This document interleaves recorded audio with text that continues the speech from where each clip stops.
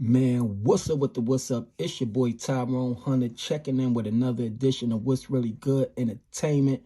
If you've been rocking with the channel, I appreciate you. Stay tuned. I'm going to continue to bring you that fire. If you're just checking in for the first time, hit the like button on the way in the door. Hit the subscribe button on the way out the door so you could join the squad. You see the title, you know my motto, I'm not going to hold you. Today on the screen, as y'all see, we got none other than the boy Pike from Fort Greene. He was sentenced to 90 years in prison for a triple murder that happened in Fort Greene projects. This is the story. This is what I'm gonna be talking about because it's a lot of twists and turns to the story, a lot of things that's, that's not known or that wasn't known. So I'm gonna share some background on this story. So if this is something that you want to hear more about, man, make sure you stay to the end of the video. Like, comment, share, and subscribe.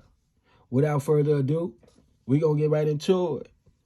So Pike is an individual who's from the Fort Greene housing projects. He was accused, as well as he was convicted, of the triple homicide of 3 individuals. One individual goes by the name of Kojak, another individual goes by the name of LL, and the other individual, an older gentleman, goes by the name of Mr. Brown. They all knew each other. And this was a very, very tragic situation and circumstance. But like I said, it's a lot more to the story than meet the eye. So what I'm going to do before I get into my commentary, I'm going to just read y'all a newspaper article so y'all can see what they say, and then I'm going to come back with my commentary. So if you see it right there, it says Brooklyn man sentenced to 90 years to life for triple homicide in Fort Greene. The article goes on to say, acting Brooklyn District Attorney Eric Gonzalez today announced that a 33-year-old Brooklyn man was sentenced to 90 years to life in prison for killing 3 people, including a 76-year-old innocent bystander near New York City Housing Authority complex in Fort Greene in September 2015. Acting District Attorney Gonzalez said the defendant chose to settle a score with a gun, killing 2 men and tragically striking a senior citizen who just happened to be in the area, killing him too. This ruthless violence makes the defendant unfit to be part of our community, and today's sentence ensures that he will spend the rest of his life behind bars. The acting district attorney identified the defendant as Alan Cooper, 33, of Fort Greene, Brooklyn. He was sentenced today by Brooklyn Supreme Court Justice Neil Feiertag to 90 years to life in prison following his conviction last month on 3 counts of second-degree murder and 1 count of second-degree criminal possession of a weapon after a jury trial. The acting district attorney said that according to trial testimony, on September 20th, 2015, at approximately 1:45 a.m., the defendant approached LeCount Simmons, 39 years old, who's also go by the name Kojak, and Calvin Clinkscales, 43, who goes by the name as LL, as they walked on Fleet Walk near the Ingersoll houses in Fort Greene and fatally shot them. Simmons was shot in the head, back, and torso, and Clinkscales was shot in the head and torso. The third victim, Herbert Brown, aka Mr. Brown, 76, was struck in the abdomen by a stray bullet. According to the evidence, the defendant was arrested on April 22nd, 2016 in an apartment in Fayetteville, North Carolina, after an anonymous caller told the New York Police Department where he was staying. The suspect was also captured on video surveillance near the Ingersoll houses running from the scene of the shooting. The case was prosecuted by Assistant District Attorney Howard Jackson, Deputy Bureau Chief of the District Attorney Homicide Bureau, and Senior Assistant District Attorney Sasha Pemberton of the District Attorney's Office. Okay, so now that's the newspaper article. That's what they saying happened, transpired. And like I said, it's a little more to this story than meets the eye. So I'm going to fill in some blanks and I'm going to fill in some details. I'm not going to get into names that's not directly related to this situation. But just to let you know that even when you see certain tragic events like this go down, which is a triple homicide, you can't really say a person is guilty. You really can't say a person is innocent. You can't say they're right or they're wrong unless you get some details, right? So here we go. Now, Pike, who's the person you see on the scene, he was a cool individual from Fort Greene. Ladies' man for the most part. He did his little thing. He sold his little narcotics, to make his money. And, for the most part, like I said, he was a cool dude. So herein you have Kojak and you have LL and you have Mr. Brown. Now, what made this particular incident transpire? And just so y'all know, where this incident transpired in front of Fleet Walk is the same exact location where Diz Capone, aka Heron, lost his life. So if you want, and that incident also happened in Fort Greene, the same exact area. So if you want to see that story and know more about that story, you could check that video, and pretty much you could get an update on that. So as I said, this story goes back a little while before this incident happened. Now, Pike was known to all three individuals who was murdered, Kojak, LL, as well as Mr. Brown. And the background information on this is Pike was dating LL's niece, right? There was an incident that had transpired between Pike and LL niece where, allegedly Pike had put his hands on LL's niece, and LL confronted him, in regards to that, and pretty much words was exchanged. The niece was still dealing with Pike, so LL said, listen, I'm not going to say anything else about it. Now, another incident transpired where LL's niece confronted Pike because he was dealing with her and she found out he was dealing with another female. But like I said, he was a ladies' man. So because of that, Pike was threatened by somebody that didn't get killed in the incident. The individual was on the phone, pretty much threatening Pike. Pike was on the phone with the individual prior to this incident transpiring. The individual was threatening Pike. Pike got off the phone with him. He told one of his peoples, yo, listen, I need something. His peoples came down and pretty much brung a firearm and put it inside the mailbox. Now, I haven't seen the video up. I searched for it, but there was a video floating around, right after this incident happened where you could actually see somebody putting a gun in the mailbox. That individual was in charge for the crime.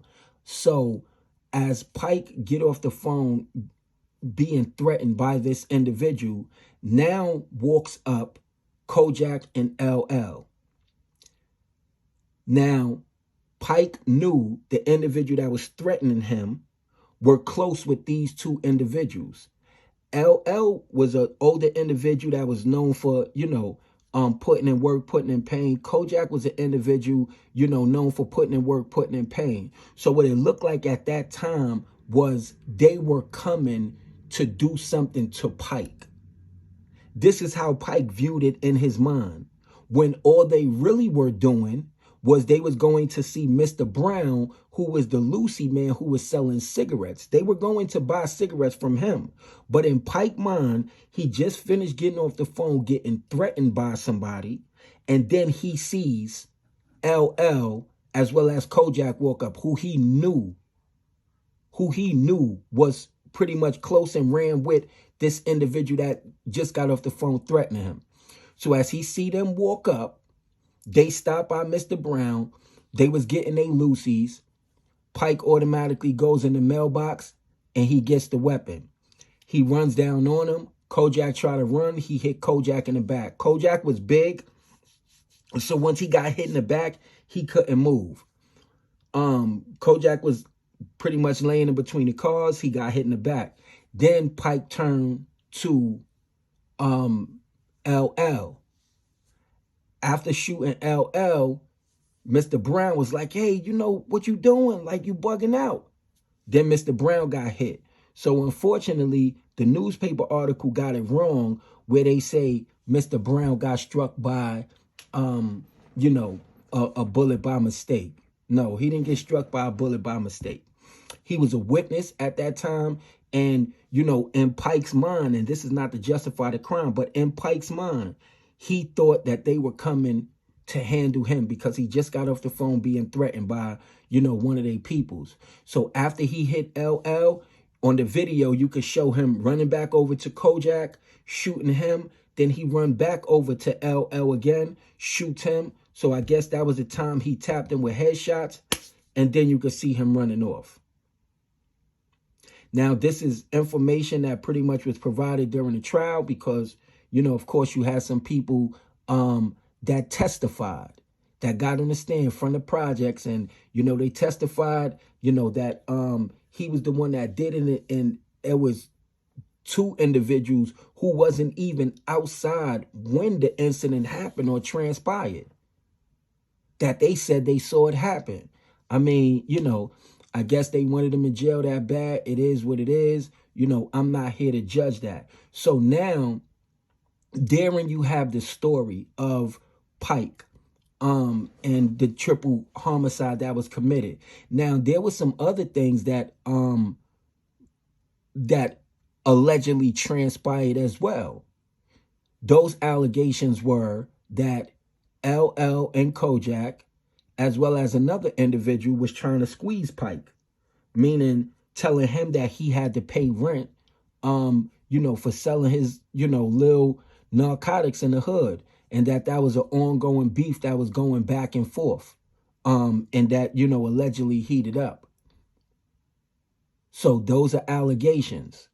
And the individual that threatened Pike, which is so crazy, the individual who allegedly threatened Pike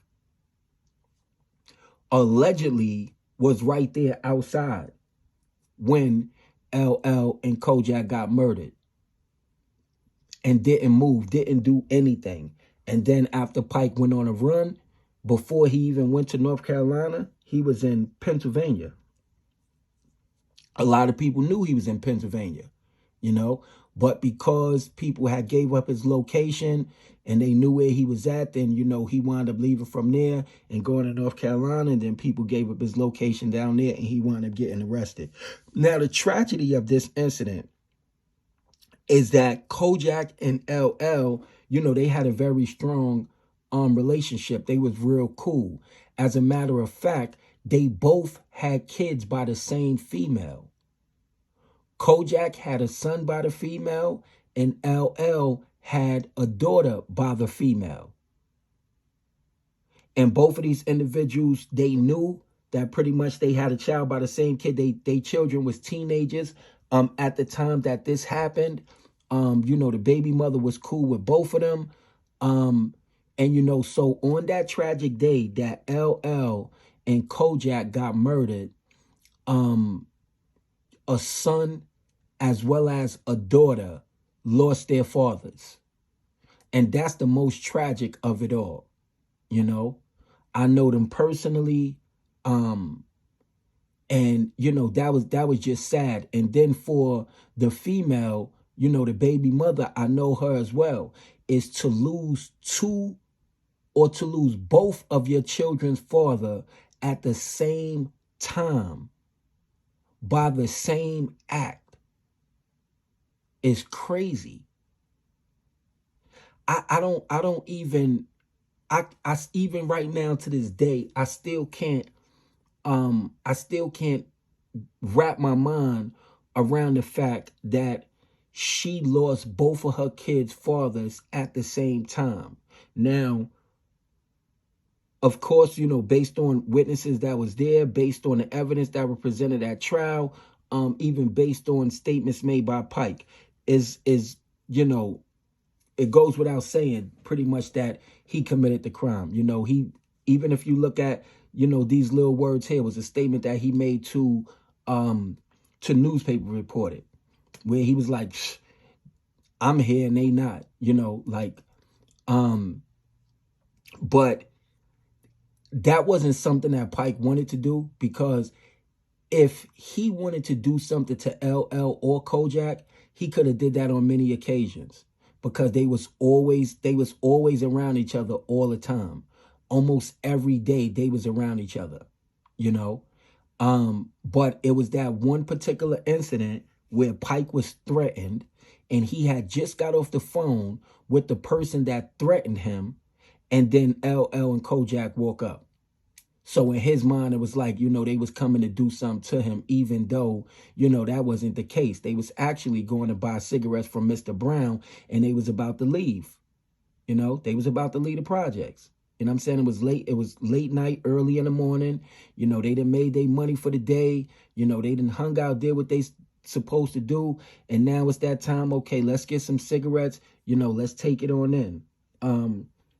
And, you know, very, very tragic situation. So the reason why I wanted to do a profile piece on this story is because even though he could be painted as a heartless individual, I never hung around him. I just know of him. He's a little younger than me, but I know of him. The reason why I wanted to do this particular story is because a lot of people was divided. As I said, you know, a lot of people had love for Pike, just like people had love for Kojak as well as LL. And Mr. Brown, he just happened to be an innocent bystander. He was out there, you know, selling cigarettes, and he just happened to get caught in the crossfire. So it was very tragic for him. But that's the reason why I wanted to do this story, is just to, you know, let people know that sometimes some of these situations are deeper than what, you know, what people know and what meets the eye. Now, whether Pike was, you know, cheating on the niece, or, you know, they have physical altercations, or whatever the case may be, that's something that, you know, the female could have dealt with. But when we in the hood and we dealing with these kind of circumstances, usually it's one of our relatives, family members, you know, that jump out there in our defense, or jump out there in defense of females, and they wind up taking somebody's life, or their life wind up, you know, being taken. And if that don't happen, you know, the female's still going to deal with the individual after it's all said and done. So I just think that if, you know, people would have just let them deal with their relationship, that would have been that, you know. In addition, I don't think it was smart for Pike to have been threatened, because, again, Pike wasn't known to be an individual, you know, that was running around and playing with guns and doing stuff to people. But it just goes to show, you know, when somebody is in fear of their life, when somebody is fearful, when you put somebody back against the wall, you know, when somebody is nervous and, you know, pretty much they call themselves trying to read the scenery or read what's going on, you know, what happens is they make a split-second decision. And that's what Pike did. He made a split-second decision because he got threatened, and then he felt that LL and Kojak was coming to do him something. And, you know, like anybody would do, if it looked like it's that kind of situation, they gonna shoot first, ask questions last. So I think it was a tragic situation all around the board. It was tragic for Pike, who's now serving 90 years. It was tragic for Kojak, you know, who had just came home from prison. Prior to that, he hadn't been out of jail a full year before this happened. LL, who didn't even get in a beef with people in the hood. LL was just a cool, laid-back individual, smooth individual. And, you know, may they rest in peace. You know, may the families who was affected by this incident, may they find peace, you know, and as they come to terms with what happened. This is something that happened, you know, 8-9 years ago. But I'm gonna be covering, you know, some of the things that happened in Fort Greene. So this is just one of those stories in the series. And I just want to say to people, in general, right, is Be careful, for one, of the people that you surround yourself with. Be careful, for two, of the kind of situations you get involved with. And for three, don't underestimate nobody. You know, don't threaten nobody's life. Don't put yourself in a situation or predicament where you're going to take somebody's life.